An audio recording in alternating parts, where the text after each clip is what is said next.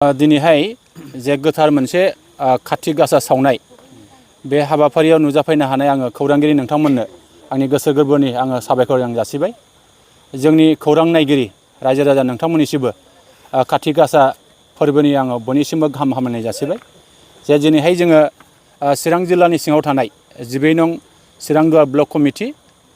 UPPL लोगोसेयैनो खुंग्रिं primary committee UPPL नि जथाय बानजायनायाव नैबे खुंग्रिं हालामनि सिङाव थानाय बड'लेण्ड एकाडेमिनि खाथियाव जों मोनसे काति गासा सावनाय जे हाबाफारि जों बेखौ लादों। बे काति गासा सावनायनि गेजेरजों जोङो साफ्रोमबो जोंनि रायजो राजाफोरनो आंनि गोसो गोरबोनि आङो खुलुमनाय आङो जासिग्रोबाय। जों दिनैहाय बुंनांगोन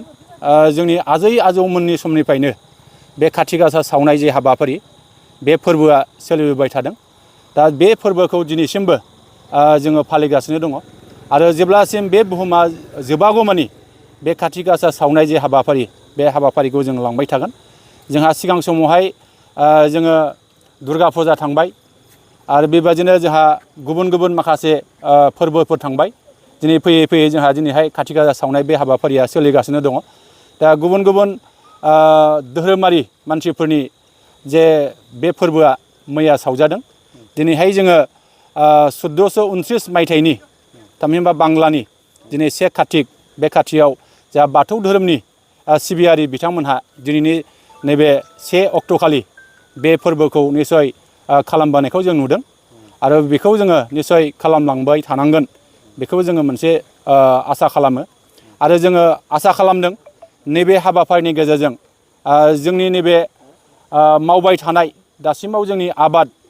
सोलिफुबाय थानाय बे सोलिफुबाय थानायखौ जोङो माब्रैहायबा मोजां जानो हायो, माब्रैहायबा जोङो फिथाइ थायहोनो हायो, बे मिजिं आरो आसाखौ लानानै दिनैहाय नैबे बेलासे बेलासे जोंनि आइजो माहारिया जे दुगैस्रां लोबस्रां खालामनानै जे आखाइयाव थाव खुन आरो गनसा खानायाव खानजं थेबनानै गाव गावनि माइ फोथाराव थांनानै आइजो माहारिया बे माइनि सायाव एसे बुग्लेमनाय एसे ओरै बिलिरनाय बेखिनि खालामनायखौ जों नुबोदों। आजै आजौमोननिफ्रायनो जों बेखौ मोनबोदों आरो बेयो मोनसे जोंनि जारिमिनारि मोनसे फोरबो होननानै जोङो मिथिगौ। आरो दिनैहाय जों नुदों बेलासे बेलासे बे माइ दुब्लिनिफ्राय फैनानै बे आइजो माहारिया न'खरनि गारजेना जे बाथौ धोरोमनि नेमखान्थिजों बिथाङा नैबे आफा बोराइ बाथौनि थानाव थांनानै जे गय फाथै जरा आरो आलारि बाथि सावनानै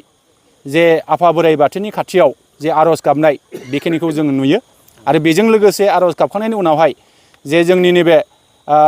बाथौ थानजों लोगोसे जा नमा न' मोखाङाव जा माइ बाख्रि मोखाङाव आरो जा गलिनि मोखाङाव बेबादि नैबे आलारि बाथि सावनाय आलारि बाथि फोजोंनाय बे हाबाफारिखौ जोङो नुबाय थादों आरो जोङो बेखौनो